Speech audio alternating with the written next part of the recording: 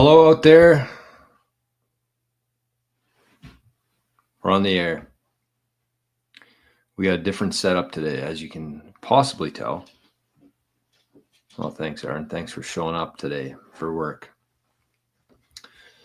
My laptop just decided yesterday that didn't want to work anymore. Wouldn't connect to the internet. It wouldn't even bring up any networks in the house. So we got a bit of a Mickey Mouse setup today. I don't have Zapstream up or anything, but I'm going to try to get it on my phone here because we can't leave the Zap streams out. That's for sure. Let me just double check that we're live over there. Zap.stream.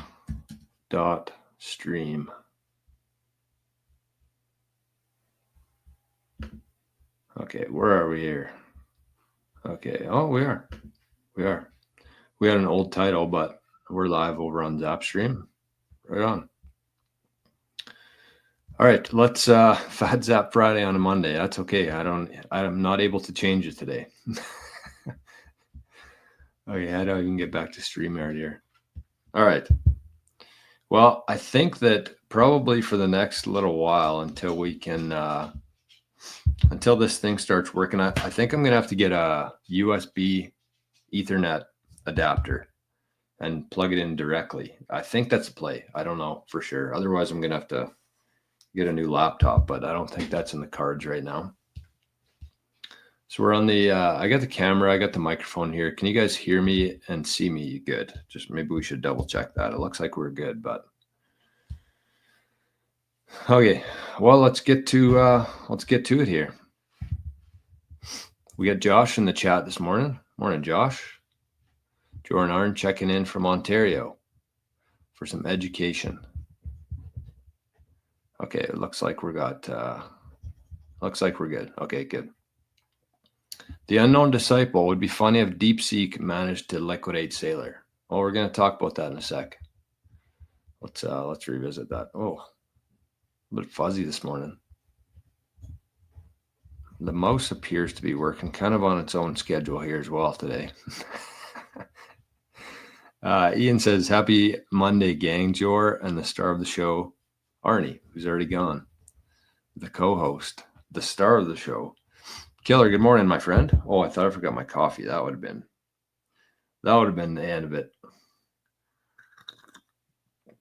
Okay, let me get this shared to Zapstream here, or nostr, while we're thinking about it. All right, so today's show, by the way, this is the daily Bitcoin journey. Why am I so bad at doing that? This is the daily Bitcoin journey. I just kind of assume that everybody's here has been here before, but that's not always the case. So I need to be a little bit better than that.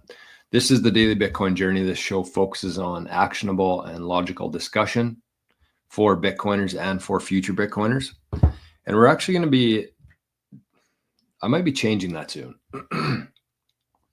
I like the logical part. I like the actionable part, but we're going to start doing much more than just Bitcoin discussion here. I feel like we're kind of in a spot right now where we need to focus more on earning sats than buying sats. And so earning, growing our sats, and securing those sats. That's kind of what as we go forward here, that's going to be the main focus here. I just feel like there's enough Bitcoin shows that are talking about like the latest topics and breaking news and, explaining, getting people's conviction up within Bitcoin. So what I want to focus more on going forward is like, how do we grow our own stockpile? How do we increase the amount of Bitcoin that we have today and in the future coming in? Plus, most importantly, how do we keep that Bitcoin safe? So I think that that's kind of going to be what we're focusing on here. That's what it's been for the last little while. We just haven't really officially changed the description of the show. But I feel like nobody here needs to be convinced to buy Bitcoin. That's kind of what my logic is here. I know we'll probably get some, new people who are typing Bitcoin into Google, who are seeing Trump talking about it, seeing Larry Fink talk about it. But I feel like most people who watch this show don't need to be convinced to buy Bitcoin. We need to learn how to earn more Bitcoin. And the Bitcoin that we have, keep that Bitcoin safe. Cleaner Machine, good morning. Charlie Dunn, good morning to you as well. Buck 52,000's in the chat. We got Ginger and we got Marco. Greetings from Germany. Can someone update me why it's called 88 Sats Radio? Why exactly 88? Well, 88 Sats, 88 itself is the year I was born. So that's kind of the originating aspect of it. But then it's actually spawned off of the 88 Sats project, golf and Bitcoin project that we started in 2023. Zapstream, I'm just checking in on you right now. I see Letha's over there. I see somebody else is as well, NPub. We got a couple people watching on Zapstream this morning. And this is also, no, wow. This camera's backwards or something. This is the YouTube, and I got Arnie's wallet right here today. So we get to see the Zaps coming in live on the show. A big green light shows up.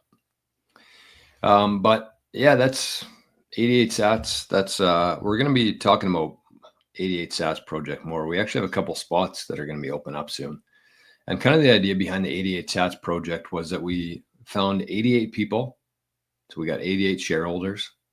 Everybody contributed some Bitcoin.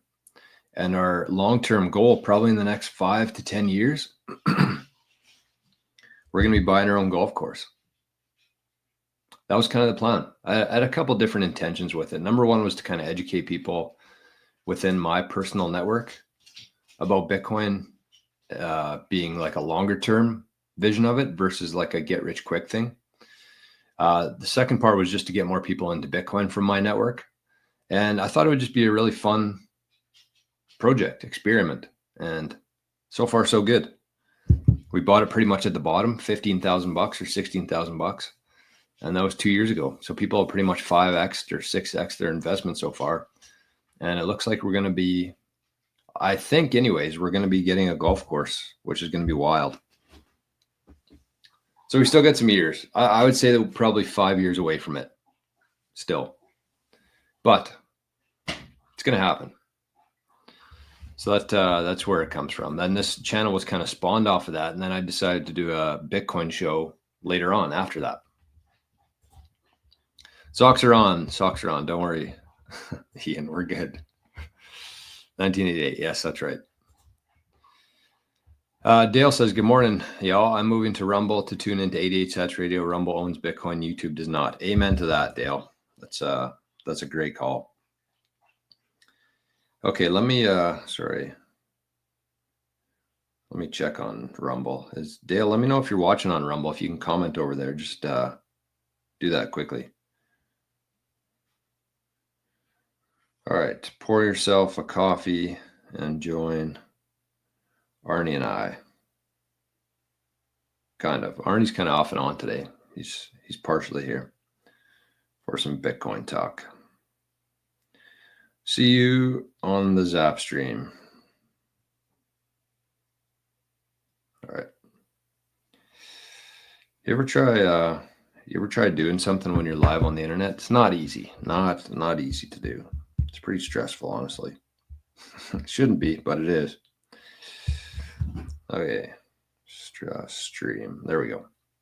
Okay. Now let's see. I'm going to pull up the Zap stream on my phone here. Okay, there we go. It was Tom. That's who it was. All right, so we got Tom's over there. We got Letha. We got Stack Jaro, Legend, who I'll tell you about in just a sec. And we got Bodhi, Morning Team Bitcoin. Bodhi says, Jor, once we are ready to move off of YouTube, what's your preference going for where to find 88 Sats? Well, I think we still got quite a while before we're off of YouTube. Arnie's just doing laps today. Looks like he found a little spot to lay. All right, Dale, are you over there? Can you hear me? Yep, there he is. Bitcoin YQR is in the Rumble chat this morning. Okay, cool. Cool. Except the only shitty thing about that is I can't bring up the live chats from there, but that's okay. We can say it out loud. Bunny, good morning. The unknown disciple says, is there an alternative to YouTube that's nostr based? Yes, there is. There's many. I shouldn't say many, but there is for sure. Zapstream. That's what we stream on every day.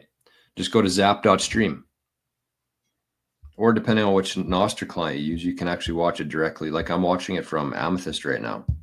I'm watching the chat. And so if you're actually, I'll give you two. I'll give you two ways to do this.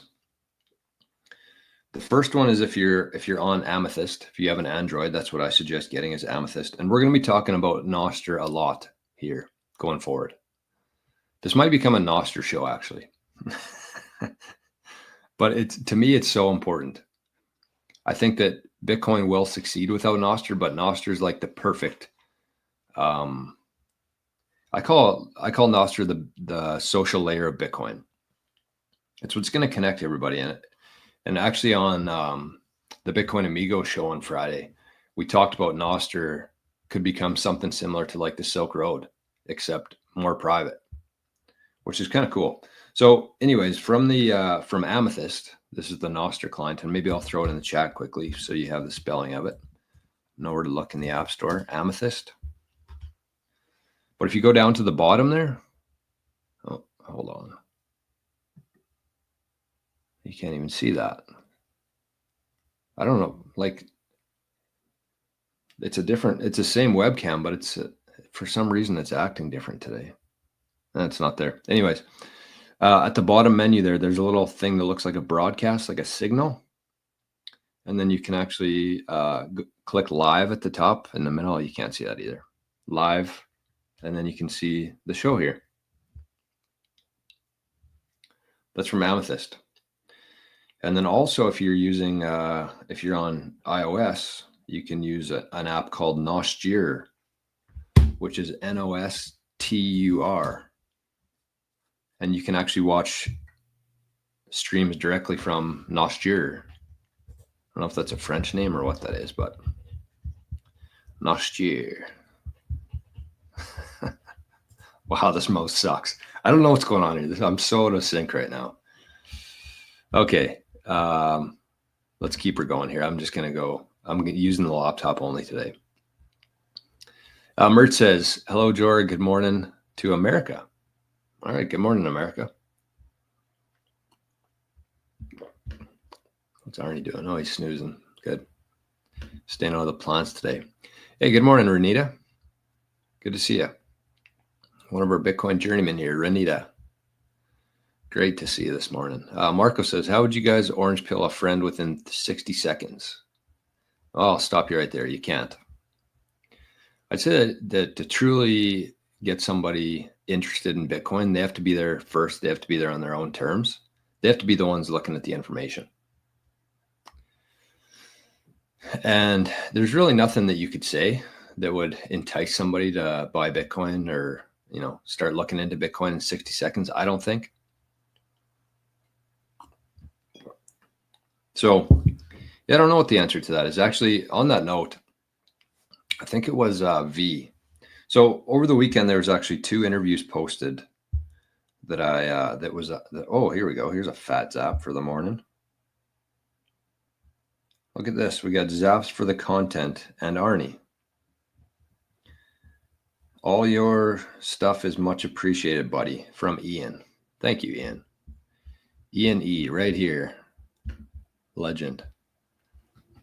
Reminded me to get my socks on and sending a fat zap this morning of 5,888 sats. What a great number.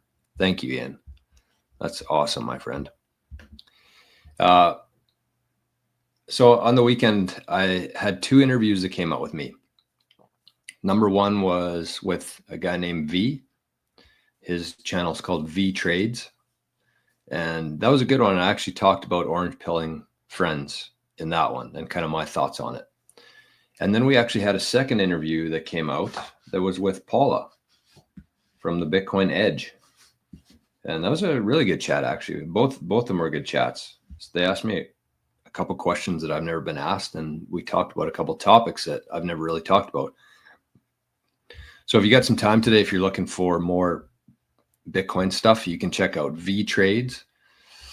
I tell you that I'm going to put in the show notes, but I'll probably forget to. So you can just you can just search V Trades, or what was the other one I said? Bitcoin Edge. Bitcoin Edge with Paula. Great chats. All right. So we got Zap Stream is here. We got the chat, and we got, okay, we're okay. We're okay. Bodie, good morning, buddy. Bodie's in both chats this morning. And good morning, Paul. He says, good morning, soldiers. Scarpelli, what do we got here? Oh, by the way, Paul, thank you for the Zap on the weekend. I got your email. I saw we got a meeting set up this week, and I received your Zap. So thank you for that. Very much appreciated. And somebody else sent, I think it was 20,000 sats on Friday. I don't know who it was from. Anonymous Zap. So thank you for that. Look at this. What a great. Oh, hold on. Where'd that go? Oh. Arnie's ball. These, if you got a, by the way, let me do a free ad for Chuck It here. Maybe I should get in touch with Chuck It. But this is what I really want to start doing, is I really want to just start promoting companies that I like, that I use. Chuck It is one of those brands. I don't, Arnie's coming right in here now. Sorry, buddy. There you go. You good? Yeah, you're good. You're good. Chuck It is the name of it. And Arnie, if you got a dog like Arnie that basically destroys everything that you buy him, give the Chuck It balls a run. We have a blue one. I think it smelled like peanut butter. We got a green one. I think it smelled like butterscotch or something. And then we got a couple orange ones as well, because I think dogs only see orange and blue, if I'm not mistaken. But anyways, those balls are high end. They're great to throw, play with, and he hasn't destroyed them yet. He chews on them all day. So anyways, that's what I want to start doing more of on this show, is not really finding a sponsor. I'm going to make this kind of like a declaration for the channel here going forward. But I'm never going to like advertise or promote a company when they reach out to me. It's always going to be either I'm just doing it for free because I like their product, or I reach out to them and say, hey, I love your product. Do you want to work together on the channel? So that's where I'm going with this. I think that too many channels have lost their voice, lost their way, because they're too worried about appeasing to their sponsors. And so I'm going to go in a different direction with this, but I'm still going to promote companies, especially Bitcoin companies, but it's going to be on my own terms. There's going to be zero strings attached to it. That's where I'm going. And I hope you're going to come along with me. So Chuck It. Make sure you check that out. I don't have an affiliate link or anything like that, but Chuck It. You can get the balls on Amazon too. Okay. Scarpelli says, been wanting to try out Liquid, albeit on-chain fees are so cheap right now. Lightning is great, but the fees sometimes add up. I would actually encourage everybody out there to try out Liquid. And not just try it out. Definitely try it out. Aqua Wallet is actually the most compatible wallet for Bitcoin, Lightning, Liquid, and you can actually hold USDT on there as well, Tether. But definitely everybody in this group should have Aqua Wallet.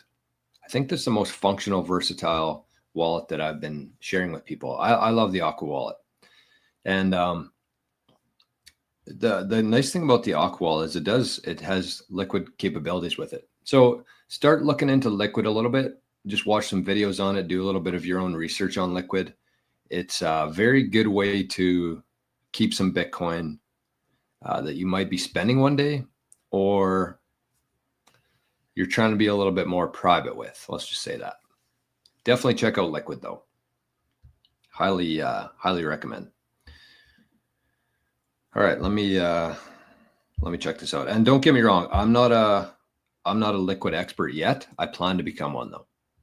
I'm going to become an expert on liquid. It makes a lot of sense to me. The structure of it, not really the structure, but the concept behind it makes a lot of sense to me. East Dog says, rising from the Sunshine State. What's the Sunshine State? Is that California? And there's a lot of people from California. I would say like the majority of my audience would be 50% from maybe 50 to 60% just from Canada and California alone. So I think, is that the Sunshine State? Someone correct me there. I don't know. Hey, look at this. We got, wow, Lock Sky. So I do want to give a couple more shout outs here.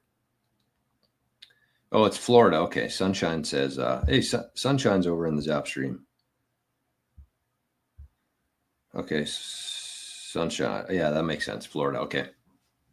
Florida also has some legends there as well. But Lock Sky, I want to give a big shout out to Lock Sky. They have been very generous to the channel here. They're a member themselves, and they've gifted probably close to 25 or 30 88 Sats radio memberships for the channel. So thank you, Lock Sky. I very much appreciate that, and it is definitely not unnoticed here. Thank you. And the other thing I was going to mention was, one of the fellas here in Zapstream this morning, Stack Jaro. Stack Jaro has officially become the highest, well, not on this channel, but on the Bitcoin Amigos. Sent a Zap for 150,000 sats on Friday. I'm pretty sure it was on this Friday. Yes, it had to have been. 150,000 sats. Very, very generous of Stack. What a great name too, Stack Jaro. I don't think it's Stack Jaro. I think it's Stack Jaro. Reminds me of Whiskey in the Jarro. Is that a song? I think it is. Who is that? Metallica. Stack Jaro. So that was 150,000 sats. That's a record for my ecosystem. But the channel here still belongs to BitBelly. 105. Maybe it'll be topped. Maybe it won't be. We'll see. Buck 52,000 says almost tax time in the US. People are going to be getting tax returns and putting them into the crypto market. That's probably true if they're smart anyways. Yeah, I didn't even think of that though. For those that file income taxes.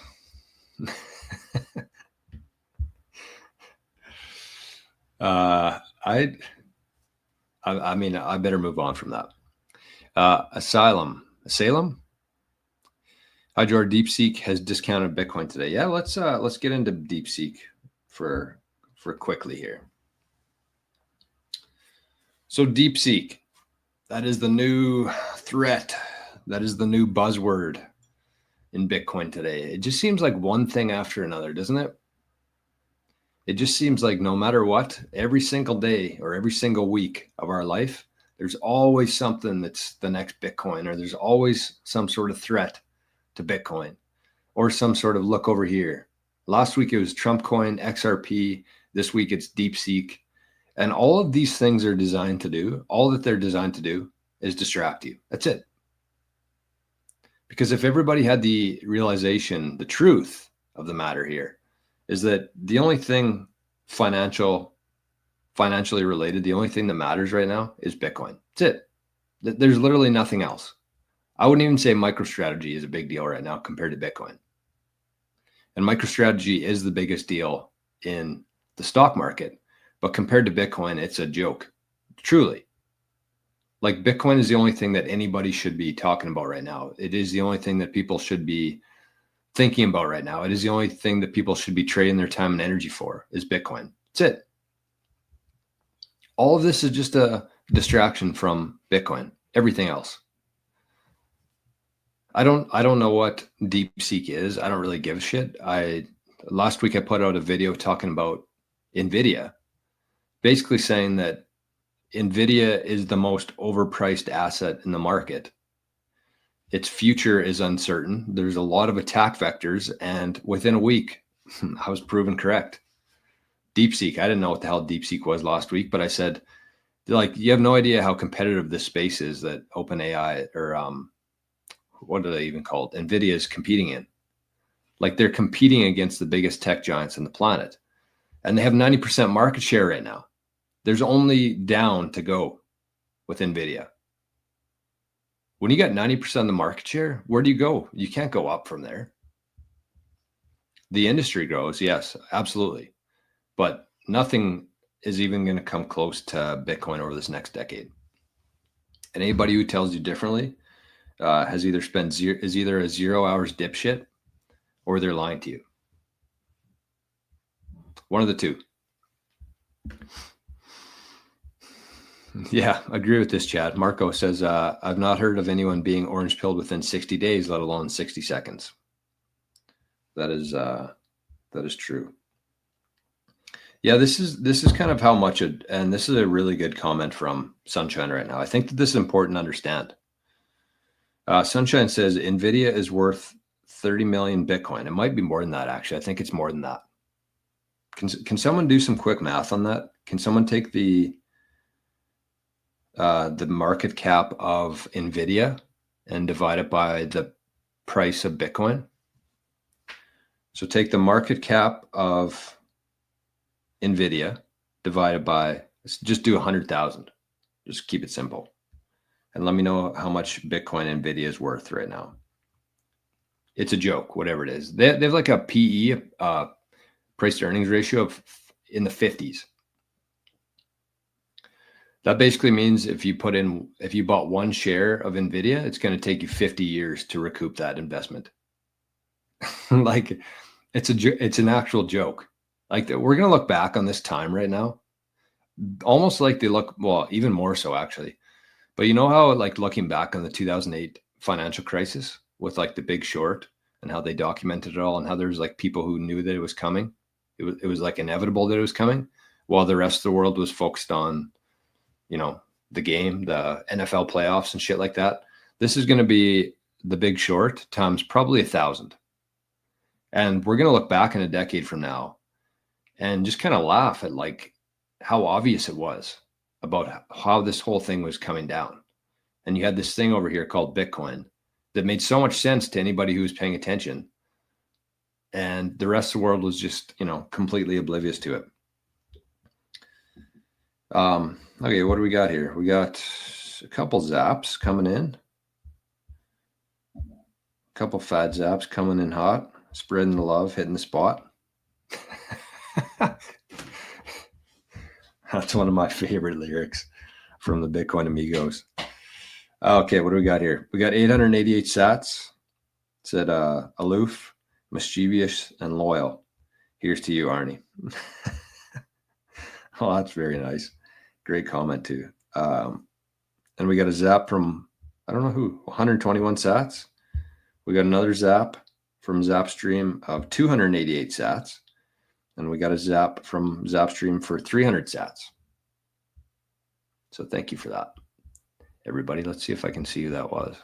Should be able to, if they show up. Plunger was the 300 sats, and said a zap for using the phrase 0 hour dipshit. Spaceman was the one who sent in 288 sats, and the other one still hasn't loaded for 121. But anyways, thank you, ladies and gentlemen. Okay, what else do we have here? Sorry, I'm trying to keep up here, but it's pretty tough. Pretty tough. Timber Crasher, good morning, buddy. Zapstream is more like Twitch. It is kind of, but it's a nostr client, or not a nostr integrated, I should say. Jay, good morning, buddy. Let's fucking grow. Cheers. Again, I kind of mentioned it at the start of the show, but that is going to be one of the one of our main focuses going forward here. Growth and security.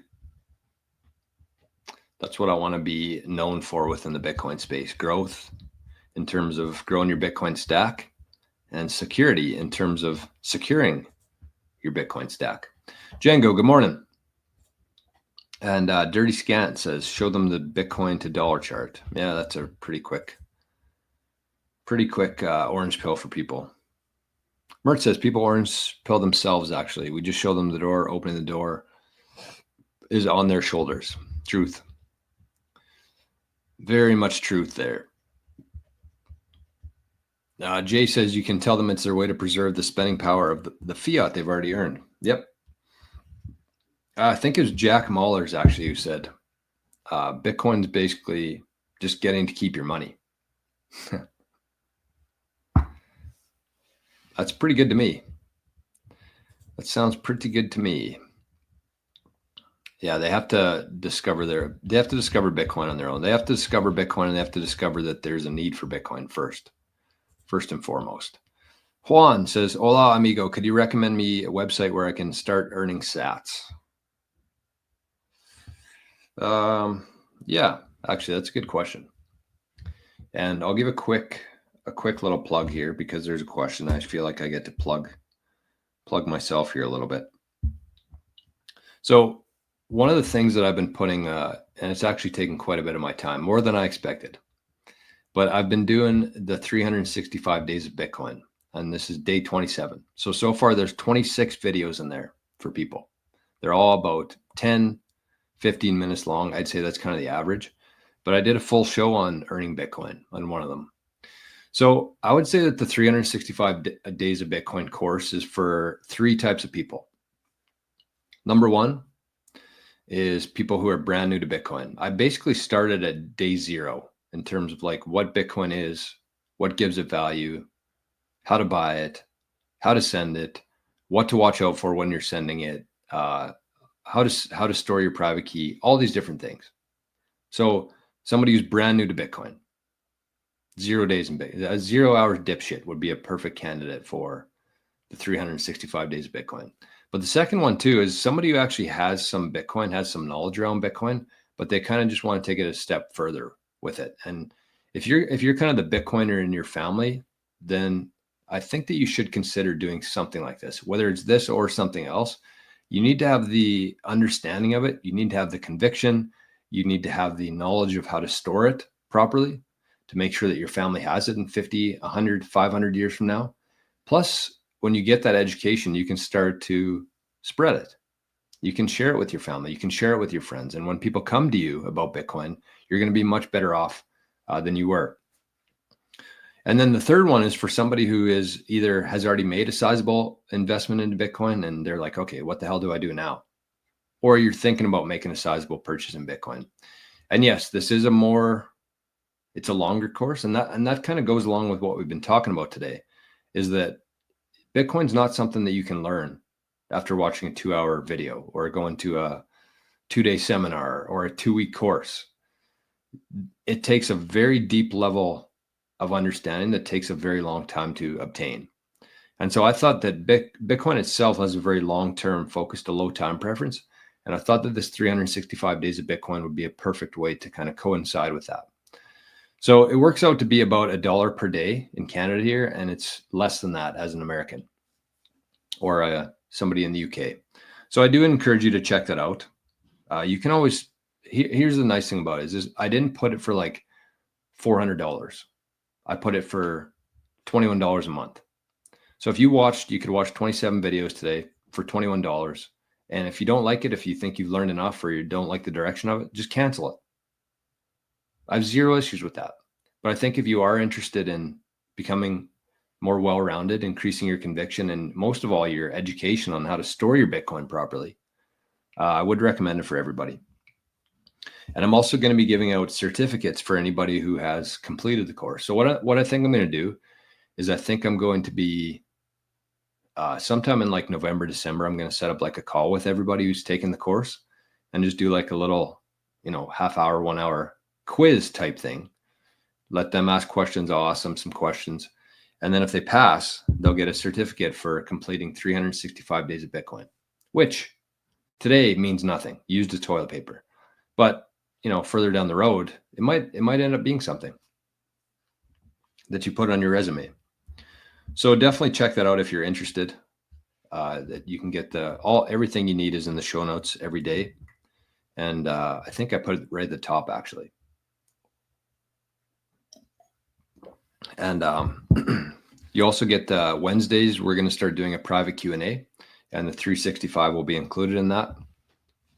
And hopefully in the next couple days, I'm going to set up a brand new chat on Signal for everybody who's going through the 365 days of Bitcoin. So everybody's going to be at the kind of the same level. And you can share resources, you can ask questions, you can answer questions. Really good way to expand your knowledge with that. So anyways, the one thing I will say is get ZBD. And let me just make sure that I have it in the show notes here for you. ZBD, I probably don't. I'll put it at the top though today. Hold on, actually, I'm going to do it right now. So, no, that's the wrong video. But ZBD, I think you get like a small, I think you get an X amount of sats if you sign up using a link. You should be, every time you sign up for anything in Bitcoin, you should always be using somebody's referral code. Otherwise, you're just leaving sats or money on the table. Okay, so we do have 365 days of Bitcoin at the very top here. And I'll just get the ZBD link for everybody. So the one thing I'll say about ZBD, and I want everybody to take this very seriously. I want you to set a reminder in your phone. Let's say it's 2 p.m. every day. Set a reminder in your phone. And what you're going to do with that reminder is you're going to take like 10 or 15 minutes every day. You're going to either, if you're in Canada here, you're going to shake your phone. You're going to take the poll on ZBD, get some free sats. You're going to listen to a song on Wavelake, and you're going to turn on a podcast on Fountain. And maybe you'll even watch a couple ads on ZBD as well. Fuck, ZBD's not even on here either. Where the hell is my thing? Just give me one more second here. So then you just kind of work that into your daily routine, and it's going to seem like not a whole lot when you first start doing it, but I guarantee if you do that for 4 years, you do that every single day for 4 years, you're found. This would be a really cool experiment to do, actually. And I wish I would have done this for the last 4 years myself. But I bet if you took 4 years and you did it every day at 2 p.m. Eastern, or not Eastern time, but 2 p.m. your time. Sorry, I'm trying to do two things at once here. And you did that every day for 4 years.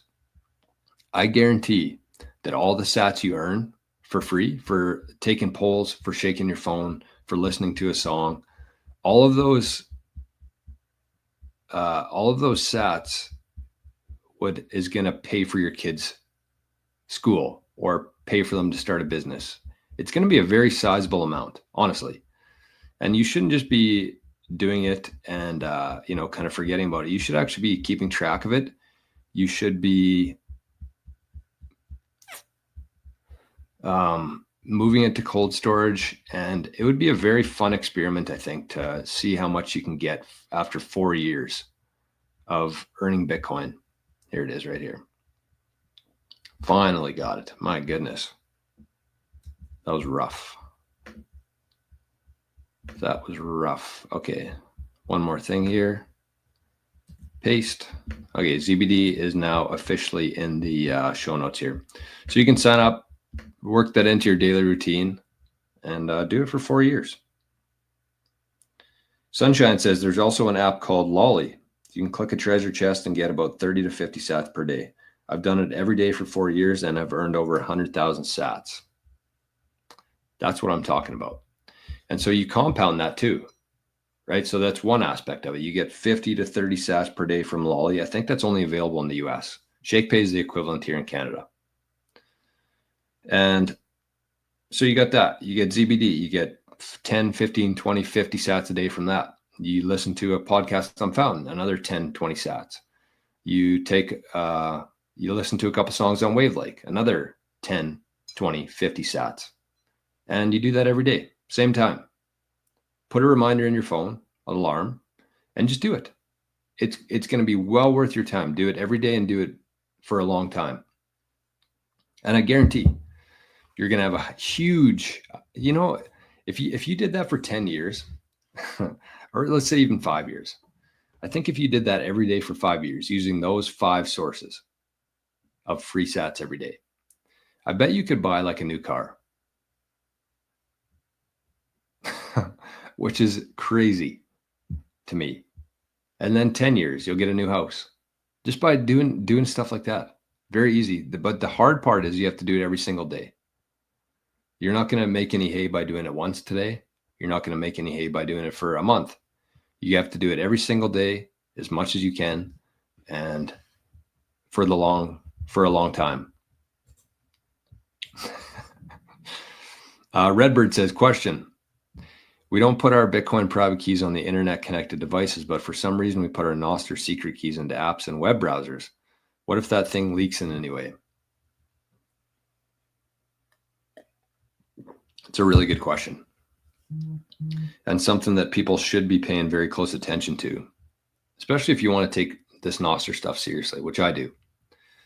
So you do have to think about this stuff. You should be, number one, putting it in like you should be taking your public key, well, your private key for sure, but putting it into like a password manager somewhere. And not just like on your phone in the notes, but like in an actual protected password manager, like Bitwarden, or, I mean, SuperBacked is another perfect example of the nice thing about SuperBacked is it's not just for Bitcoin stuff. You can put all of the important information that you need here. You can put your private key in there. You can put your passphrase. You can put your PIN code.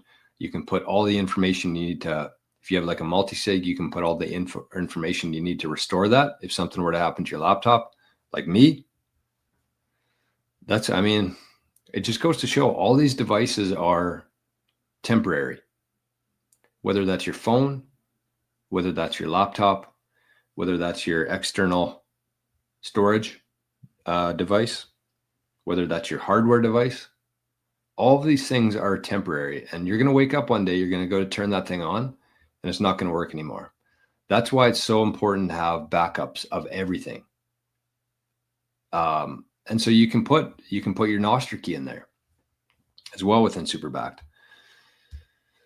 So that's one thing I would say on that. Make sure you're protecting that nostr private key. And the second thing I would say is when you are trying different apps on different browsers, just create like a dummy account.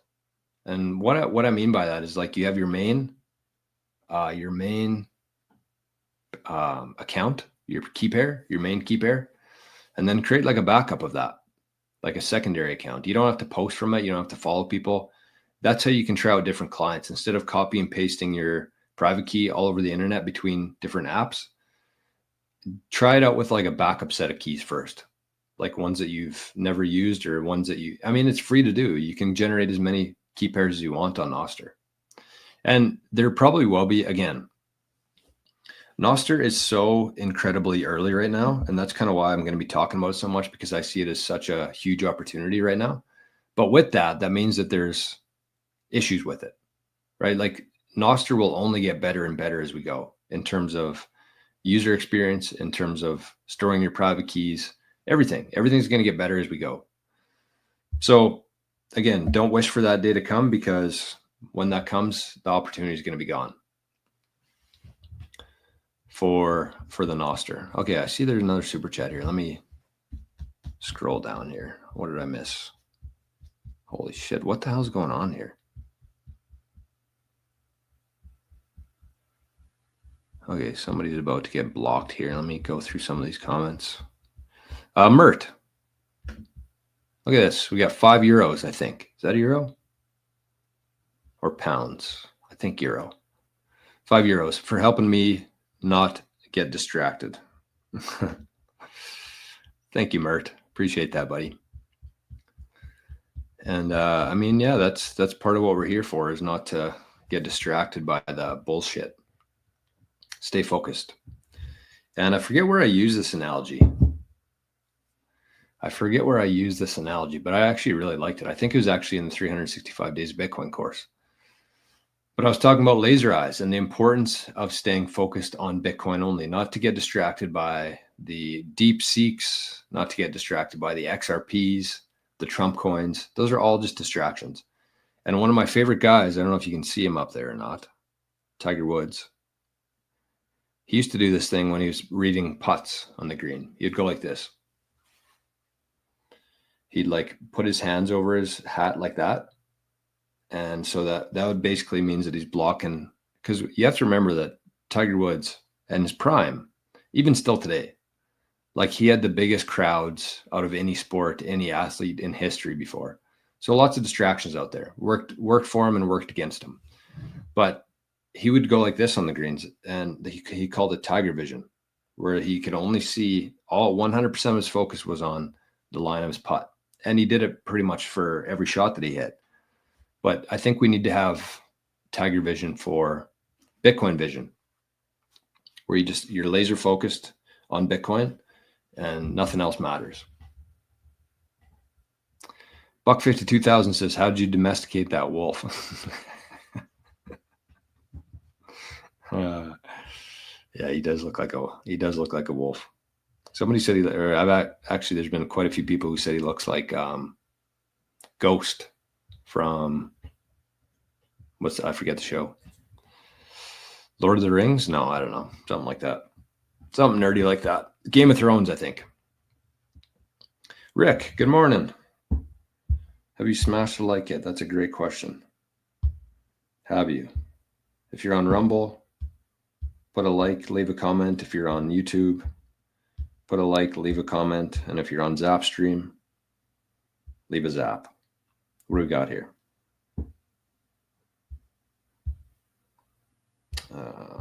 What do we got going on?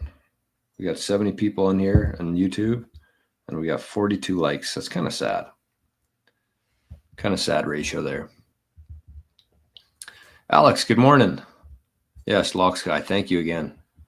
Very much appreciated. Alex, good morning. Great show. Zap, checkmark, corn. All right. I like it. Moro, good morning.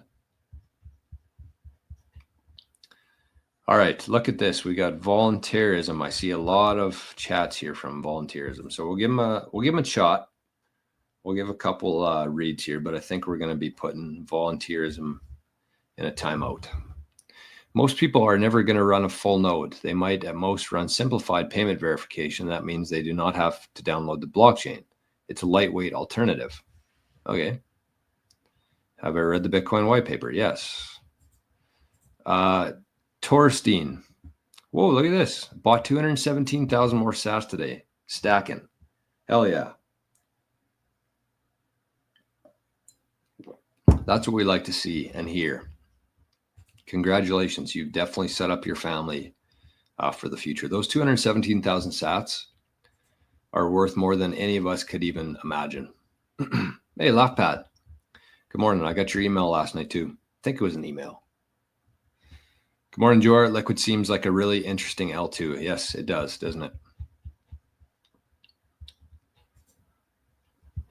Okay, what volunteerism says the Lightning Network requires 130. I feel like there's going to be an ad for something stupid. The Lightning requires 133 megabyte blocks to onboard the world. Okay.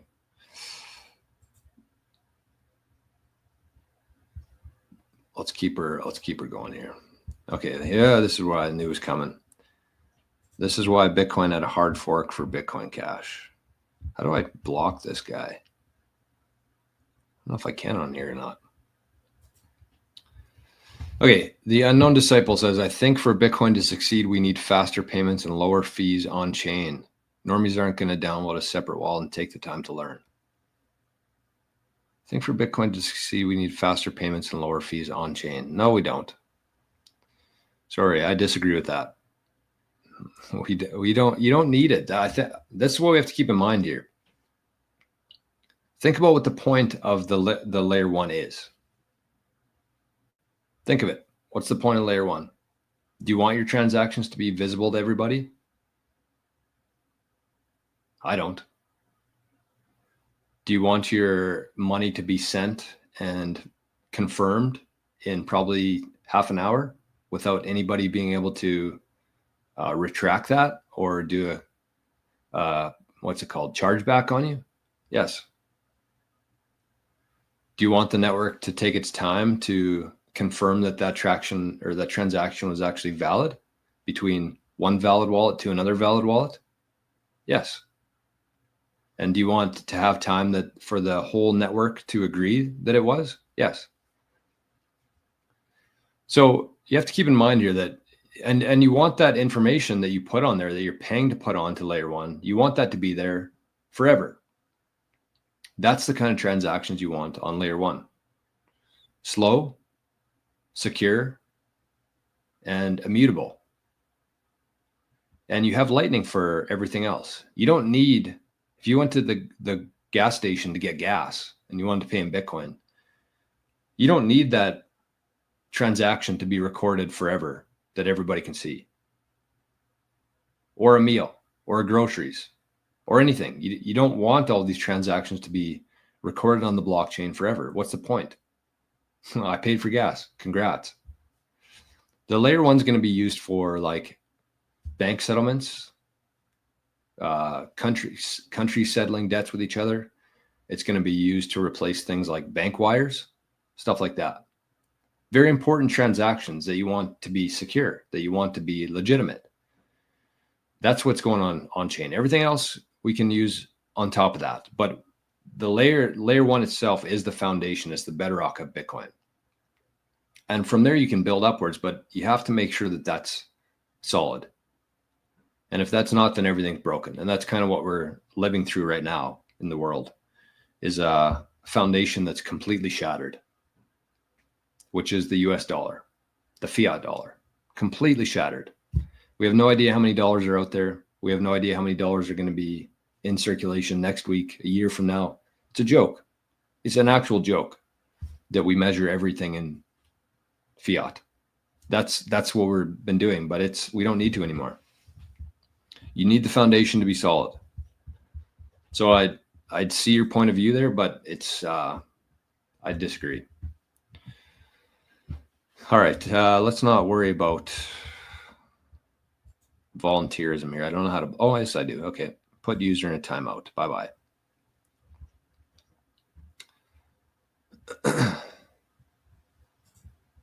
Lightning is not a long-term solution. Well, why? Why isn't it a long-term solution?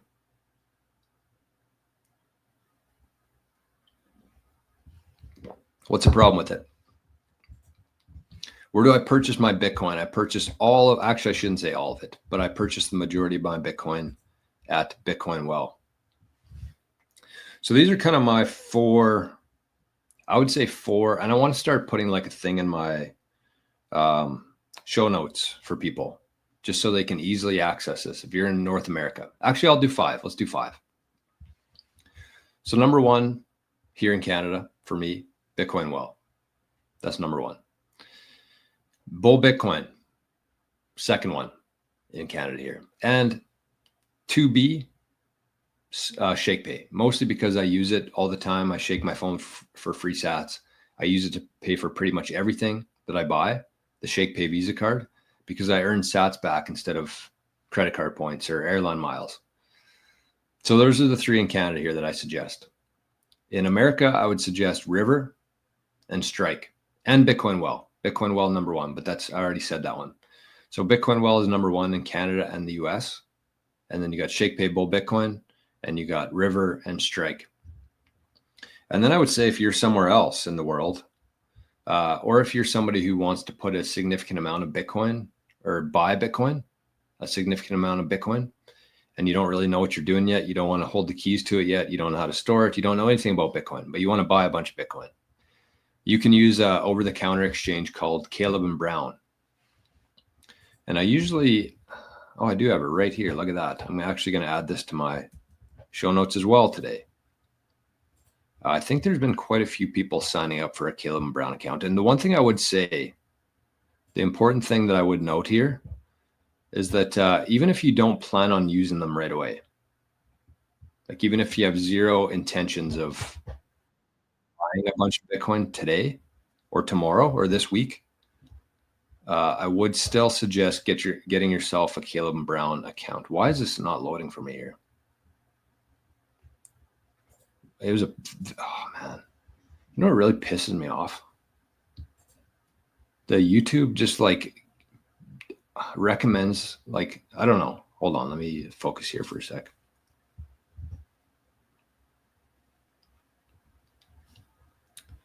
Okay, let me add Caleb Brown to the show notes here for people in case you want to get an account. Oh, it's already in there. There we go. Okay, so I got the 365, I got the ZBD, and I got the Caleb Brown link in there. But Caleb Brown is great because they are an over-the-counter, which means that you can actually pick up the phone and call somebody there, which a lot of people like, including me. I've used Caleb Brown before. I've used them for several different purchases before. Sometimes they held my Bitcoin and my cryptos at the time, and sometimes I got them to send it to me. I think at the end of it, I just cashed it all out from Caleb Brown. I don't think they're holding any of my stuff before, but they did for a while. So you pay a little bit higher of a fee, but you get somebody to talk to, and they'll actually store your Bitcoin for you. They use a third-party custodian called Fireblocks, which is a very, very reputable custodian for holding Bitcoin and cryptos, I believe. So that's my recommendations if you're looking to buy some Bitcoin. I'm just looking at the comments here. Cleaner Machine said dipshit of the day. Volunteerism there, yeah. They're the winner. They're the winner today. Dipshit of the day. I don't know how YouTube has been liking that award that I give out. All right, what else do we have here, folks?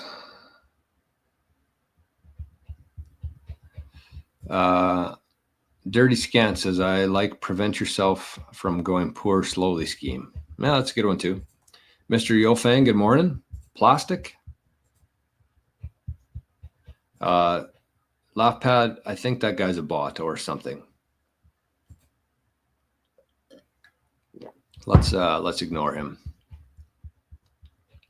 Timber Crusher says you can play Bitcoin Miner on Android. I get 300 sats a day from the game. Wow. Could you, Timber Crusher, can you send me a link to that, please? Your referral link.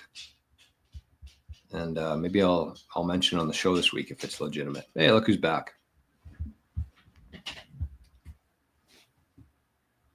Oh, he's hiding his head. He's hiding his head in shame. Not enough sats today. He's probably going to go crazy right away. Whenever he buries his head like that, he's about to go crazy.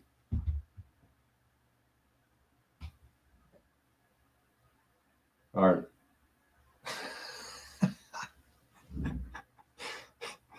What a crazy guy. Oh, man. Arnie needs his own channel. There he is. Arnie needs his own channel. All right, what else we got in the chat today? Probably for these next, sorry if this isn't like the most structured show of all time. Probably this week, for sure, Monday, Tuesday, Wednesday, until I can get a new USB Ethernet adapter. We're probably just going to do like Q&A stuff like this because I usually have my second screen here, but my Mac doesn't even have a fucking HDMI cable to it. So I'm strictly one screen this week. So if you don't like that, I'm sorry, but that's the way it is. Actually, Wednesdays are private Q&As now anyway. So unless you're a journeyman or a Living in the Future member, you don't really care too much. Fold app is in the US. Yes, that's right. Fold, Lolly, ShakePay. Those are the ones that get you some free sats every day. Oh, here we go. No, so Fold, Lolly, ZBD, that's what I have. Yep, that's a good place to start. Look at this. Timber Crasher says, I'm running a Bitcoin node that only needs 650 gigabytes. A dude in Africa could afford that storage. I'm in the richest country in the world, and I can't afford storage for Bitcoin Cash. True. That was probably the biggest reason why. Oh, there's a fat zap. Hold on, that just lit up. Green. 5,000 sats from this one. Says, happy Monday morning, Arnie. Love, Fred. Arnie. Okay. Say thank you to Fred. Arnie. Believe this guy? I guess that's not enough for him, Fred. Honestly, my favorite, Arnie's, he's smart. He's a very intelligent dog. Actually, he's been in a little bit of shit here lately, and I've talked about it on the show a little while. But he's been not eating dirt, but we have a big plant in the house. It's like a birds of prey plant, and every day during the show for the last couple of weeks, he's been getting into it. And so we kind of looked at like what's causing him to do that, and it was between two things. Number one was that he was lacking nutrients, and thought that the dirt was good for him. Or the second one was that he's just needs more stimulation and was bored. And I think it was definitely B, because he doesn't eat the dirt. He just kind of takes it out of there, plays with it a little bit, and then goes and hides because he knows he did something bad. But so I think that he's just too smart of a dog. Because if you think about it, like really low IQ dogs, they would be just content with just hanging around all day doing nothing. But he needs stimulation. So I need less Bitcoin and more Arnie by the sounds of it. Okay, everybody's fighting with volunteerism today in the chat. It's good though. We had a Bitcoin Cash try to crash the chat today, and it looks like everybody stood up to him. I guess I didn't really need to block him, but sorry about that. I'm sure he's watching from a different account. All those bots or bot versions of humans, they usually have like 5 accounts. So I'm sure he's watching right now.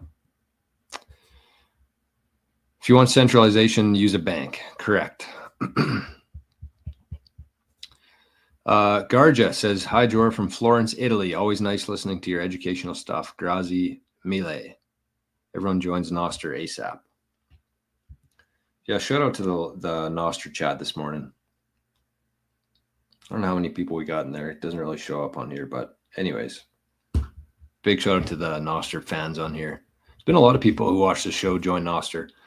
I usually get a couple messages every week saying, Jor, I'm on nostr. Share my stuff. Give me a boost. And not that I have a huge following on nostr, but I think it helps. Yeah, did you guys see that the XRP blockchain? I think it's missing like 3 weeks worth of transactions in it. Just gone. Gone. XRP, what a joke. I can't believe that people actually gave it that much attention. Jack Mahler's did like a 5-minute video. We watched it on the Bitcoin Amigos channel right after it came out. And it's just like, why are we even paying them any attention? Fucking morons. Like if you think that XRP is a good place to put your money, you're a fucking moron. That's it. You're a moron. Jason's running 3 nodes. That a boy. That a boy. All right, sorry. I'm having trouble discerning the Bitcoin Cash stuff from the chat this morning. Okay, Cypher Hive says Satoshi was not a god, but a fallible human. We don't have to religiously implement every idea that he had like it's the best idea. He's not here. It's a good point. It's a good point. And Timbercrasher says Satoshi left us with a gift. He was human and imperfect, but left us with an incredible technology. We do with it as we please. Yeah, and that's kind of why I've been focusing so much on, and actually put a video out about this on the channel yesterday, talking about this exact thing. Is that Bitcoin's not perfect. Satoshi wasn't perfect. Everybody has flaws. Everything has flaws. And we actually, I don't know if anybody here has watched the Bitcoin Amigo show from Friday, but we got into a very heated discussion about the Trump coin and then XRP. And So I encourage you, if you have some time today, to go watch it. I think it's about it was about a 45-minute debate discussion on Trump's coin. And like, is it bad? Should we be mad about it? Should we care about it? It got very heated. It was hilarious, actually, but it got very heated between Chris, Jerry, and myself. And so if you got some time today and you want to be entertained, go listen to that debate with us three talking about it. Two of us thought one way. Another guy thought a different way. Nobody's right. Nobody's wrong. We're just sharing our opinions on it. But anyways, kind of going back to that, it's like with the Satoshi, with Bitcoin layer 1, with Lightning, with everything that we have, with the technology here, I was thinking about flaws there, and we were talking about Trump and flaws and Bitcoin and flaws. But Bitcoin itself is not perfect. It's not. And that's why it's going to be forever evolving. There will be changes to it. Hopefully nothing crazy, but there will be. There will always be new things that come out that get implemented that, make things easier for people, makes things more secure. The covenant thing, which allows you to kind of, I think it's held for like a week before it actually confirms finally. But there's things like that that are going to improve Bitcoin, make it easier for people to use Bitcoin. Not necessarily all on layer 1, but there will be changes.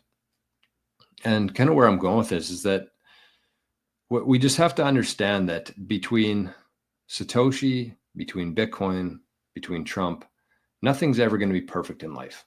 Nothing. Everything's going to have flaws. And it's kind of up to us to realize those flaws and put in our own countermeasures for them. So it's tough. And going back to this, Satoshi left us with the gift. He was human, imperfect, but it's a technology. And it's kind of up to us to not only grow this Bitcoin network, but to actually use the tools that are available to us. And again, a big shout out to the people who are watching this right now on nostr, because nostr is an alternative to the centralized system that we come from. Nostr is the freedom version of that.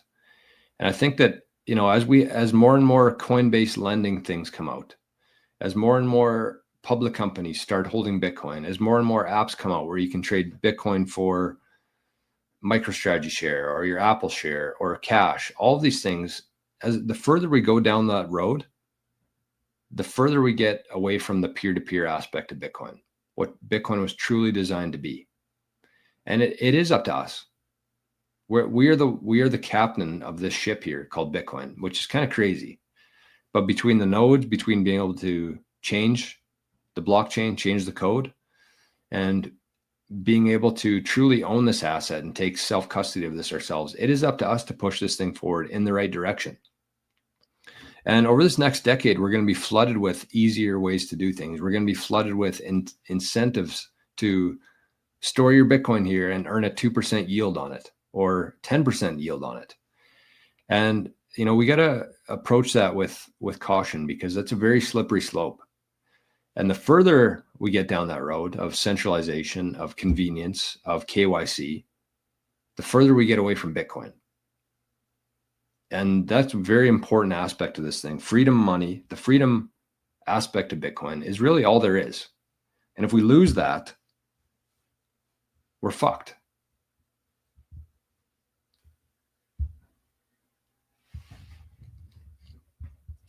Completely. All right, let's see this. Unknown Disciple says, Lightning's limitations is that it requires a channel to be open first, yes, meaning users first must lock up Bitcoin. It's also not scalable for mass adoption because routing liquidity is difficult. I would agree with that. Custodial risk. Most people use the third-party Lightning wallets instead of running their own node. Yep. And failed payments and stuck transactions happen frequently due to network liquidity issues. Well, I think we're going to pass that, honestly. I've been using Lightning every day for almost 2 years now with nostr. And maybe there's been 2 or 3 payments that just didn't work, but that was over a year ago now, I think. I haven't had any issues with that lately.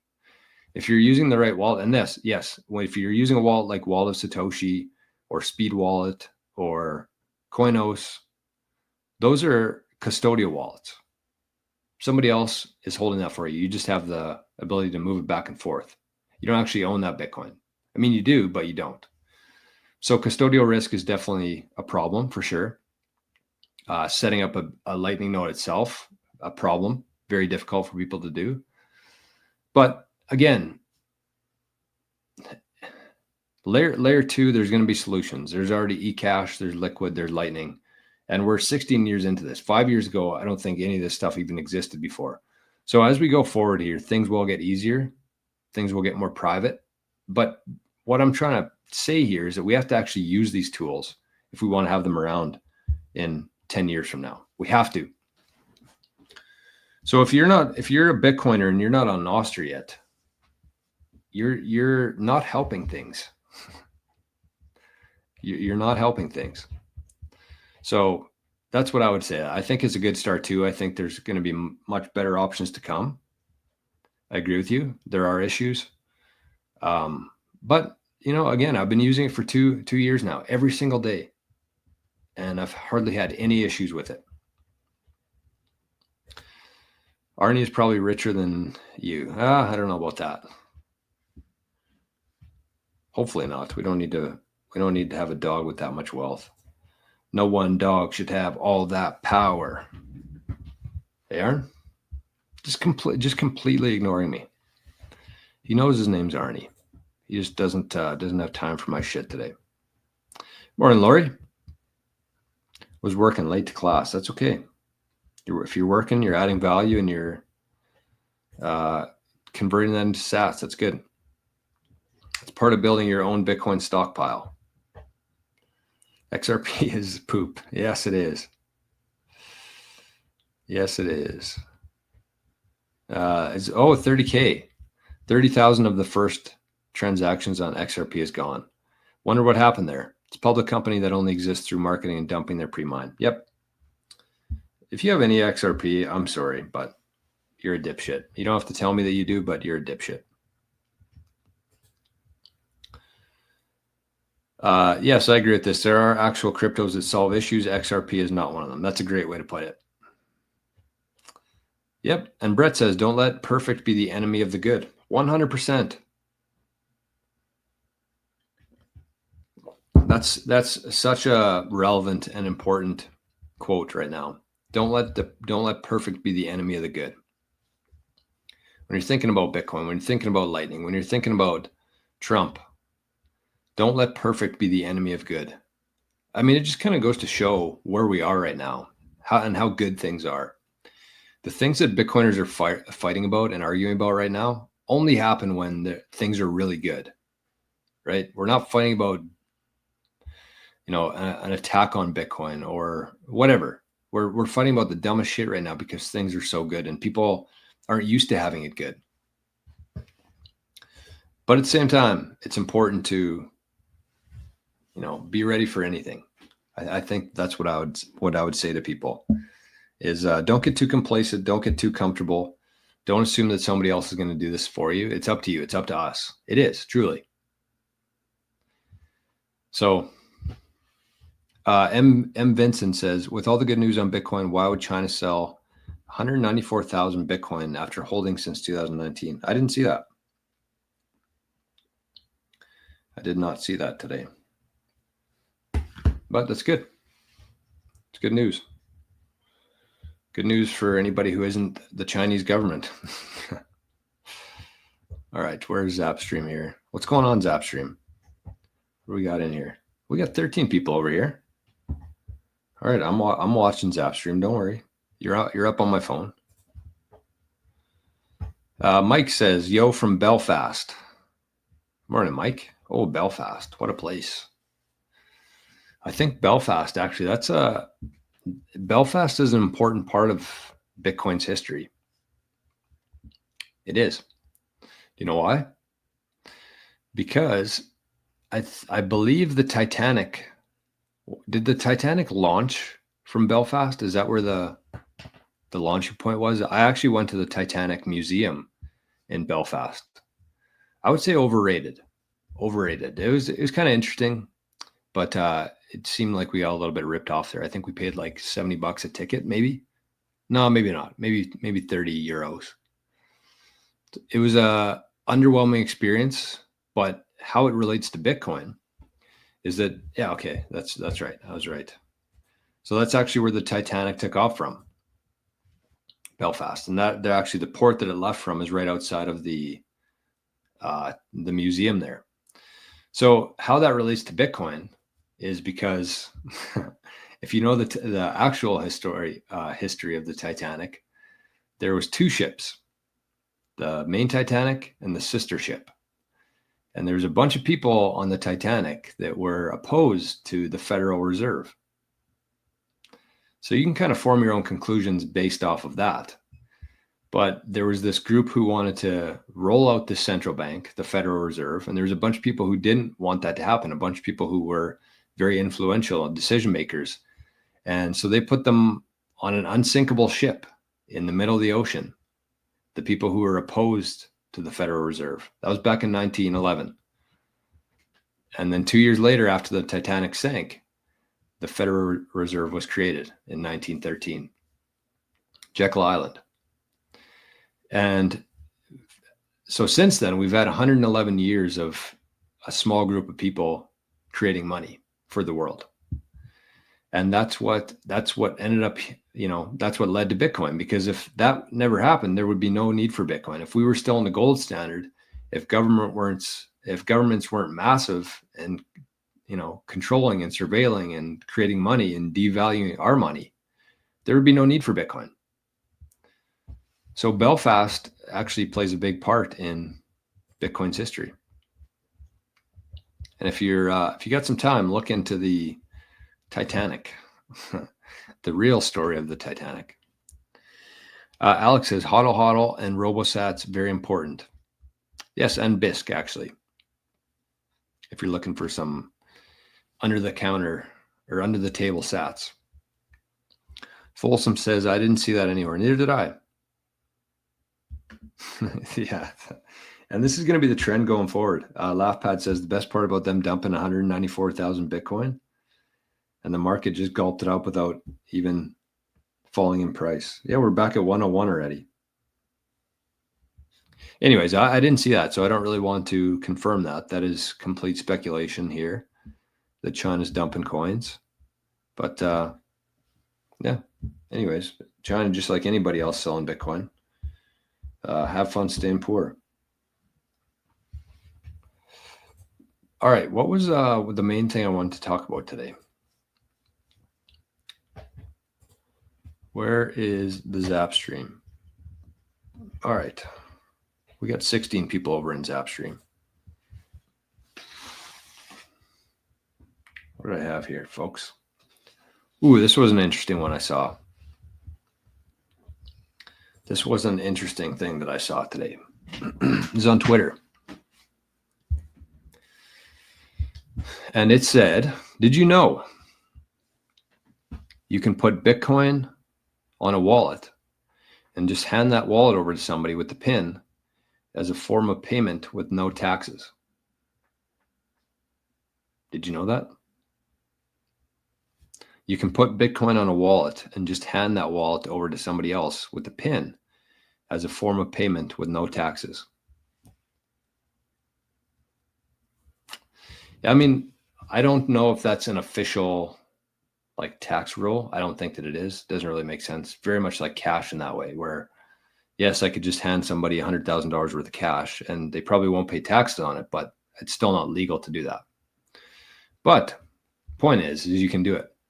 And the nice thing about that is doing it something like that, whether it's actually physically handing over a device to somebody or giving your 12 words to somebody else or giving somebody in your family your QR code and password for your super backed access. The nice thing about that is there's no transaction there. There's no on-chain transaction. So there's nobody would ever know that you no longer have that Bitcoin.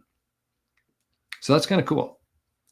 You can't do that with any other asset outside of gold, silver, or cash. You can't hand an asset over to anybody. Well, of significant value anyways. I mean, you could give a fucking hockey card to somebody without anybody knowing. But of significant value, Bitcoin you can do that with. And so I mean, you should be thinking about things like that. You should be thinking about, when you leave this earth, when your time comes, where's your Bitcoin going to? Who's getting it? Is it your kid? Is it your dog? Is it your brother? Is it your wife, spouse, husband? Who's getting it? And do they know how to restore it? I honestly feel like 98% of Bitcoiners have no plan for this. Zero. And there's going to be a lot of Bitcoin that gets lost because of that. It's not factored in. It's not factored into lost coins yet. But the thing about that is when we look at like the ownership of Bitcoin, I think 5% is considered lost right now. I think 70% is owned by individuals. So it'll be moving between individual wallets to lost coins. So it's not going to have a huge impact, but they're never going to move then though. They're going to be out of circulation forever once they're lost. I'm sure we've already, come to that point with a lot of people. But here's the other part too. And this is something that actually happened last week to me. And somebody called me and said, I'm looking to move a sizable amount of Bitcoin into my own custody. I want to take self-custody of it because of a situation that happened with Coinbase recently. And so what happened on Coinbase was that this guy bought some Bitcoin for his dad. His dad was older, let's say 85 years old. And so his son bought some Bitcoin for him, did everything, created an account on Coinbase, put in his ID, did a little selfie thing probably with his dad. And then his dad passed away about a year later, just recently. And that's a problem. That's a big problem that he's going through right now because he's been trying to get a hold of Coinbase. Coinbase said, you need to send us all these documents verifying that he is indeed dead, that you are indeed his son. What a fucking headache that is. And the worst part is that after sending all these documents in, Coinbase basically just stopped talking to him. There's nowhere to phone Coinbase. They won't answer the chat or emails from him anymore. He's having a very difficult time contacting Coinbase. So basically what we're trying right now is to contact them via Twitter. Isn't that sad? That the only way to get a hold of like the biggest Bitcoin company on the planet is through Twitter, DMs, or mentioning Coinbase on Twitter. So these are the things that you need to be thinking about right now, because if you have any, so here's the difference, because like if this guy wouldn't have left his coins on Coinbase, none of this would be an issue. If he set his dad up and bought Bitcoin through Coinbase and then sent it to even like a wallet on his phone, there'd be zero issues now. But because they left it on the exchange and his father passed away, that Bitcoin is now locked up. So that's a very, and this is like a natural thing that happens if you're 85, 90 years old, you're, especially as a male, you're coming to the end here as of now anyways, unless any crazy technology happens. But think about if you had somebody who had a bunch of Bitcoin on a Coinbase account, they got in a car accident. Let's say that I had half a Bitcoin on Coinbase because I didn't, I was getting ready to sell it, or didn't really trust myself to hold it yet. And I got hit by a bus tomorrow. Like that Bitcoin is going to be there for a very long time. And Coinbase is going to be in zero rush to get that to your family. And you're going to have to get lawyers involved. You're going to have to get all these different people involved in the process here. It's going to be a massive headache. So if you are brand new to Bitcoin, I think that it is okay to leave your Bitcoin on exchange for a couple weeks, a couple months while you kind of get your security in place, get a little bit of knowledge. But after that, get your Bitcoin off the exchanges, because you don't want to be in a situation like this. It's a nightmare. So you should be actively thinking about getting your Bitcoin off the exchange. I'm thinking most people who watch this show already have done that. But if you are somebody who's and this is the same for like a Bitcoin ETF. with the stock exchange. I know it's a little bit, it'll probably be more accessible than Coinbase would be, but still, the nice thing about Bitcoin is you have the ability to do this without having a whole bunch of like bullshit involved, right? You get your Bitcoin, you get into your own self custody, and you share that 12 words or the ability to access that with somebody else. You don't need all that anymore. That's a very underappreciated part of Bitcoin. So you don't need that anymore.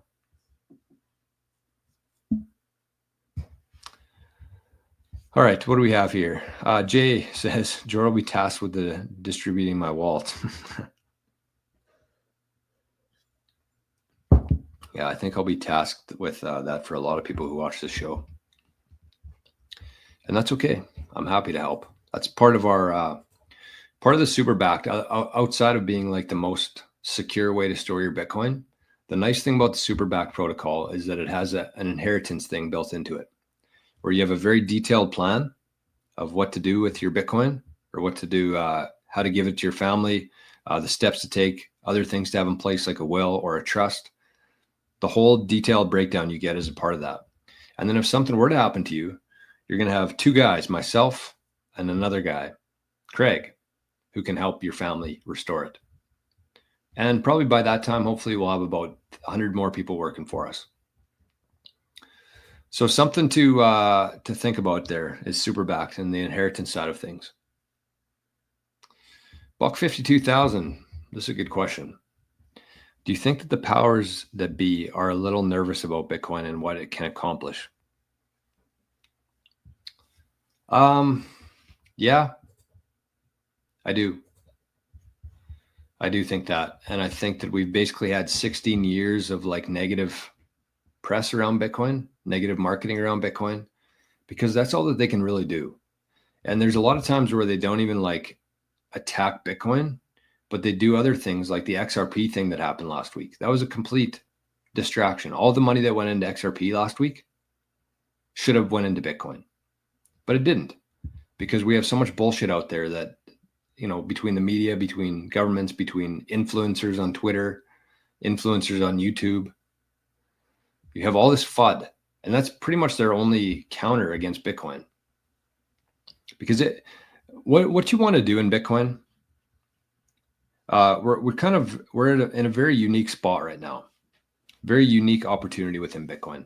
Number one, the fact that you can get such cheap Bitcoin, you can still trade $1 for 1,000 sats in the US.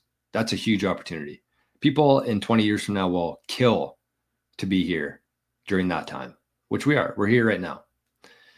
So there's opportunity for accumulating sats, but there's also an opportunity to get your shit together before this becomes an actual threat. So basically what you want to do in Bitcoin overall, you want to do a couple things. You want to get as many sats as you can. You want to make sure that if somebody ever came to your house, they couldn't do anything. There's no way for them to get your Bitcoin. And you want to have a plan in place where if something were to happen to you, you know, God forbid, that you have an ability your family has an ability to restore that Bitcoin. Otherwise, it seems to me like you have a wasted life, because Bitcoiners, they take all their time and energy from the past, whatever they've done, whatever value they've added to the world, they take that and they store that within Bitcoin. And if you don't have a plan to pass that on to your next generation, I feel like that's a wasted life, because you did all this work. You added all this value to the world, whatever you've been doing to earn money. You converted that into Bitcoin, but then you were too lazy. You procrastinated, and that Bitcoin's gone. It's wasted. And yes, some people say, well, it's good for the Bitcoin network. Who cares? I obviously care about the Bitcoin network, but like I'm much more concerned with my family than the Bitcoin network. So accumulate, protect it. You never want to be the lowest hanging fruit, whether that's on an exchange, whether that's, you know, your Bitcoin 12 words left out somewhere in your house. Not even that. That's not even low hanging fruit. Be opening emails. Like you never want to be the lowest hanging fruit in anything. So number one is get your Bitcoin off the exchange. But the last part there is make sure that when something happens to you, because it could happen today. It could. I'm 36 years old, And, you know, I intend to be here for another 100 years, but it doesn't really matter what I intend, right? Could be gone today. Heard Arnie sigh there. He doesn't want that. He needs somebody to keep feeding them. There. Look at him. What a good dog. What a good boy. Look at this. Laughpad says, do you ever just stop and think about how fucking lucky we are to have Bitcoin? There's an alternate reality where we don't have Bitcoin, and that place sucks. Yeah, that's 100%. 100%. And not only are we very lucky to be here at this time in history, but we're very lucky that Bitcoin exists. Because if Bitcoin didn't exist, we would be in a whole world of problems. And, you know, before I got into Bitcoin, before I started trading my time and energy for Bitcoin, I was in the same kind of spot as that. I was very, I was black-pilled. My hope for the future was non-existent. I thought that we were being ushered into a surveilled, controlled, I don't know what you'd call it, nightmare, dystopian nightmare. That's what I thought was happening. I didn't see any other way around it. But then I learned about Bitcoin, and I learned that there is hope here. And yeah, I agree with that. Things could be a whole lot worse. A whole lot worse than they are. So God bless Satoshi. Yes, this is a great point. Lapad says it's not about avoiding taxes, but to avoid on-chain data. Bingo. Bingo, bingo, bingo. And Mishdog says, Jor, these people swear the government and these institutions wouldn't trust us. Sweet. These people swear the government and these institutions wouldn't treat us sweet people so badly. Fuck them respectfully. Self-custody is the only way in my eyes. I completely agree with that. I do. For a slew of reasons. And if you've ever actually sent your own Bitcoin transaction on layer one, if you've went through the whole process of creating the transaction, of setting the fee, of signing the transaction, of broadcasting that transaction, once you do that one time, your life changes forever. Forever. There's no going back to the old system once you've sent one Bitcoin transaction. And that doesn't count as a zap. That doesn't count as moving Bitcoin from an exchange to your cold wallet. Going through the process of actually sending a Bitcoin transaction, setting up yourself, asking nobody, setting your own fee, setting your own priority for it, and seeing that transaction go through without anybody's permission. It's life-changing, truly. It's liberating. And if you haven't done that yet, I highly suggest you take some time, do it. Even if it's a very small amount, go through the process of sending Bitcoin on layer one. Aquanetta. Wow, what a great name that is. Aquanetta. Says, hey, Jor, I'm Renita's sister. Wow, we got Renita and Aquanetta in the chat today. Good morning and welcome. It's great to have you here today. Alan in Decentraland says, the government can lick my plate. Oh, that's good stuff. Amen to that. Oh, man, that is good, good, good. All right, oh, yeah, I see My Path to Fire over here on the Zap stream. Good morning, My Path to Fire. I see a couple Zaps here. Let's check them out.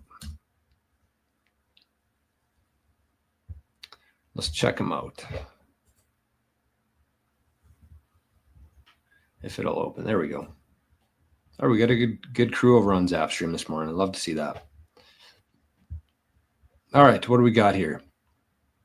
We had an 88 sat zap, and we got a 100 sat zap. And one of them is from My Path to Fire. I can't see it, just says NPubs right now. But My Path to Fire also says, without Bitcoin by Satoshi, we would be screwed. Oh, and Bodhi zapped 88. Thank you, Bodhi. Thank you, thank you. Lapad says, dude, so true that first on-chain transaction feels so free. It's like ordering something on Amazon and then getting the package about 10 minutes later. That's true. That is true. It's crazy. It's honestly crazy. And look at this. We got Bendero says, thanks for the gift to Locksky. Okay. Well, we covered some good topics today. I kind of want to introduce an idea to people here before we go. Ooh, can I give away sats from Bitcoin Well today? Let's see if I can. Bitcoinwell.com. Who wants some free sats? It might be tough today though, because I only have one screen. We want the sats. We want the sats.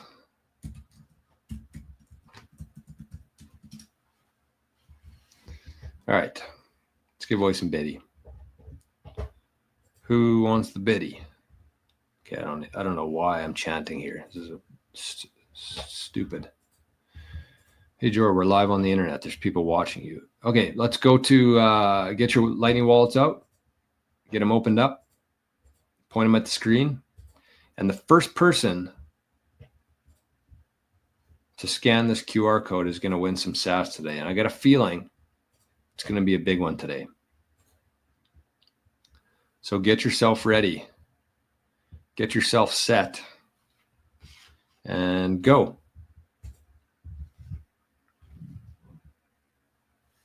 What do we got today? Oh, I knew it. 2,100 sats.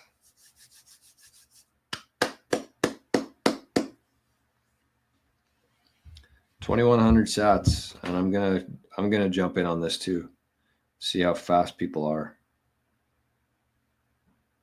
I would say I'm about 99% sure it's been claimed. But if you're snoozing, you're losing here. I'm gonna steal it from you. Or am I? No. I figured it would be. It took me about a minute to do that, so I was fucking horrible. Horrible speed. Okay. So that's a good day for somebody there, that's for sure. 2,100 sats. You're gonna get somebody sent me 10,000 sats as well on, I don't know how that happened. When was that? Last night. Huh. And somebody sent in 1 sat. Look at that. Hey, 1 sat, we'll take it. We will take it. Sci-fi says, Yo Joe and Arnie, I love your show. Well, thank you. Thank you. And look at this. We got Bill says, holy moly, I got that. Congrats, Bill. And congrats, yes. Nice work, man. My first Lightning transaction. Oh, that's a pretty good start. Pretty hot start. And we got 1 sat zap. I like that, 1 sat. Okay, so those sats were courtesy of the Bitcoin Well. My favorite place to buy Bitcoin. My favorite place to sell Bitcoin if I ever needed to. My favorite place to swap Bitcoin. And I actually have a recurring buy set up on Bitcoin Well now where I send about $20 a week, comes automatically out of my bank account. It converts directly into Bitcoin, which gets sent to my Lightning wallet. And so every couple months, I move that Bitcoin, either using it for free, the swap option on Bitcoin Well, or I use Aqua Wallet to swap it from Lightning to on-chain and then send it to my cold storage with 1 UTXO. So you have to be very careful of that when you're buying Bitcoin on exchanges. You don't want to be sending it to cold storage every time. You're going to create an absolute nightmare for yourself. So get in the habit of either using an exchange like Bitcoin Well that has Lightning capability where you can let it build up in your wallet and then you swap it to on-chain and then you send it to your cold storage. Or just use Bitcoin Well directly. So again, this is my exact process here. I set up a recurring buy on Bitcoin Well. So every week, it's only like $20, which is good for people who don't have a steady income coming in. $20, I feel like I should have that in my account every week. And if I don't, I got bigger problems. But $20 a week, it automatically gets pulled out of my bank account. It gets automatically converted into sats. It gets automatically sent to my Lightning wallet. And then again, every few months, I let it build up. And let's say I get to 200,000 sats, 250,000 sats. Then I use Bitcoin Well again, the swap feature, where I send it to my QR code there, and it gets sent to my cold storage. 0 fees along the way. 0 fees in that whole process. The lowest transaction fees, number one, with Bitcoin Well, and then I pay 0 transaction fees to send a larger UTXO to my cold storage. It is a beautiful, beautiful way to do it. So there you go. You can get to bitcoinwell.com/Jor, get yourself an account. Just try them out. That's what I would suggest. Just try them out. Take like $100, $200, whatever you got kicking around. Try out the platform and see how you like it. I guarantee you're going to be using it as your number one spot to buy Bitcoin. bitcoinwell.com/Jor. And if you use that link, you get 5 free tosses into the wishing well, which is the equivalent of a lot of free sats. There we got another zap here from this one. See, usually when on my normal laptop, I use this arm to show that. So things are completely backwards here today. Anyways, you can scan that, send Arnie some sats, and somebody sent 1,000 sats. That's from Clean Your Machine, looks like. My first test zap worked. Sorry for one, more to come. Hey, I'm not ever going to turn down 1 sat. Most people would, but most people aren't me. Meeshdog says, how do I feel about Sparrow? That's a great question. I think that every person here should be using Sparrow one way or the other. Sparrow is the best place to store Bitcoin, the best place to manage your Bitcoin, the best place to create transactions, the best place to manage your UTXOs, the best place to keep track of your different labels and funds. Sparrow is the best wallet that exists by far. There's not even a wallet that comes close. Unfortunately, it is only on desktop, which makes it a little bit more challenging for people, but that's okay. And so here's your ideal setup. You get yourself a Sparrow wallet, you create a hot wallet within that. You don't need like a cold card or a Jade or anything. You can download the Sparrow wallet on your laptop. You can create a new software wallet from Sparrow. You don't need a device. And you can you put a password on there. Don't forget the password. Write it down somewhere, very importantly. So write down your 12 words, write down your password, keep it in the safe or keep it somewhere safe, and just try using Sparrow for a while. And then when you get to the point where you're ready for a hardware wallet, let's say you want to get a cold card or a Jade or whatever, then you're much more familiar with Sparrow wallet at that time. And that's going to be important because that's where you're going to be storing your family's wealth for the rest of your life. So get familiar with Sparrow. You can try it out, 0 risk, put some sats on there. Yes, it's hot. It's connected to the internet. And if somebody gets access to your laptop, they can steal your Bitcoin. So there are risks to it, but you can just consider it as an investment. Put some sats on there, get used to it, and consider that an investment that hopefully you'll never lose. But in case you do, just consider it an investment in your Bitcoin education. Okay, Laughpad says, I don't know why I can't put a message on my Strike Lightning sends. Oh, well, sent 1,000 sats. It's not much yet, but I appreciate you. Okay, so that was Laughpad then. Oops. Everyone's getting credit today. Morning, Zane. Sparrow is the GOAT. Absolutely. Sparrow's taught me a lot about transactions, that and Noah. There you go, Bodie. There you go. Shout out to Noah. Noah is one of our amazing advisors, Bitcoin Citadel. I've been talking about Bitcoin Citadel for a while, and we've been helping people. We're just not officially live yet. So Noah is one of the advisors. Bitcoin Citadel, I think, is going to be the biggest. If you give us about 2 years, give us 2 years. Remember this day, January 27th. Give us 2 years. Bitcoin Citadel is going to be the best Bitcoin advisory firm that exists. I guarantee it.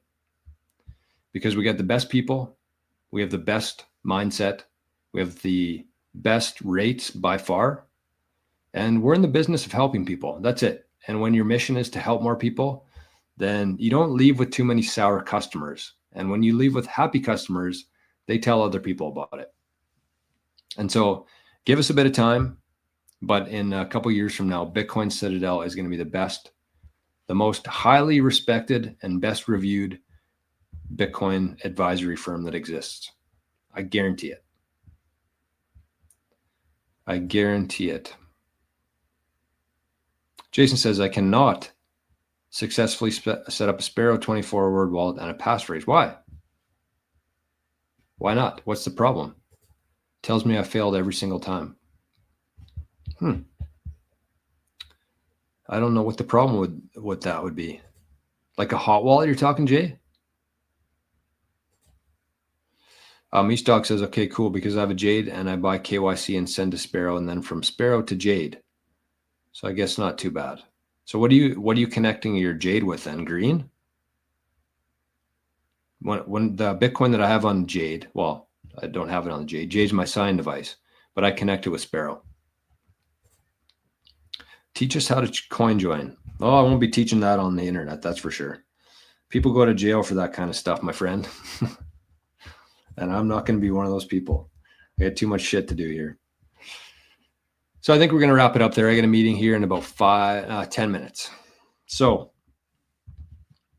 I want to say a couple things before we go. First of all, shout out to Arnie for being here today, for showing up for the full show today. Thank you for all the zaps today. From Zapstream and from the YouTube version of Zapstream. And we got Noah in the chat today, right there.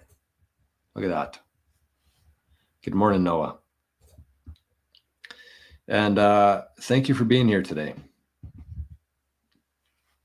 I've been talking quite a bit about MicroStrategy. I'm actually going to do another video here shortly, talking about a couple follow-up items of MicroStrategy. But I titled the show today, Create Your Own Bitcoin Stockpile. Because I just find that there's too many people out there who are like, hoping that the US starts stockpiling Bitcoin. They're cheering on Michael Saylor as he buys another 10,000 Bitcoin on Monday. And it's like, do you understand what's happening here? I mean, yes, the price is going to go up, but this isn't a good thing. You should be focused on one thing and one thing only, which is creating your own stockpile, being your own Michael Saylor for your family. The reason why MicroStrategy has been so successful is because all the big capital in this world can't buy Bitcoin. They can't. There's no way for these people to buy and hold Bitcoin on their own.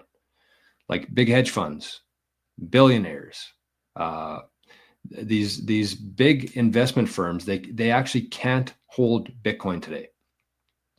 And that's why Michael Saylor and MicroStrategy have become so popular, and why there's so much demand for MicroStrategy shares.